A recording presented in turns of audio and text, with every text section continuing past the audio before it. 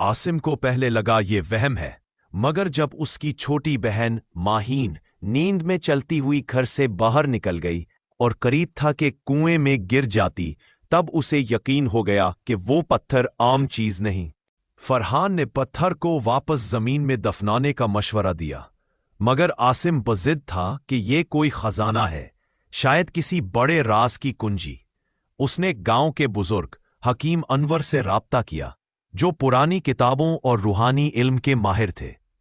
हकीम अनवर ने पत्थर को देखते ही कहा, ये पत्थर सिर्फ खजाना नहीं, ये उस दरवाजे की चाबी है जो दूसरी दुनिया तक जाता है, और वो दुनिया अंधेरे की है। उन्होंने खबरदार किया कि अगर पत्थर को मखसूस वक्त पर मखसूस जगह वापस ना रखा गया तो वो अंधेरे का दर हमेशा के लिए खुल जाएगा, और जो मखलूक इसके पीछे है वो उस दुनिया में दाखिल हो जाएगी।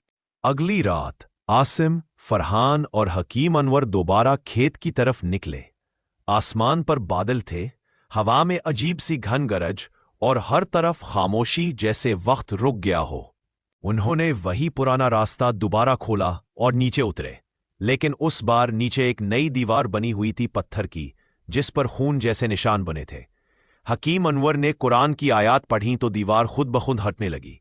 सामने वही कमरा था, मगर अब वहां कोई और भी था। एक सियाह साए में लिपटा हुआ वजूद, ना इंसान ना जानवर। उसने गरजदार आवाज में कहा, तुमने जो छीना है उसका तावान दो, उसका खून बहाओ जिसने उसे छुआ। अब पत्थर आसिम के हाथ में खुद ब खुद जलने लगा।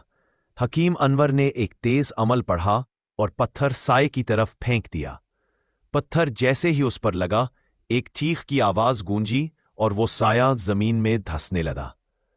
लेकिन जाते जाते वो एक जुमला कह गया, ये इख्तिताम नहीं, ये तो बस इब्तिदा है।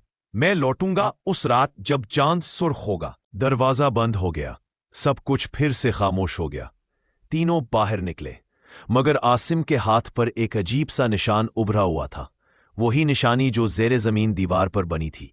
अब आसिम को नींद में अक्सर एक ही ख्वाब आता है, सुर्ख चांद, सियाह दरवाजा और एक आवाज जो दूर से गूंजती है, रास्ता अभी बंद नहीं हुआ।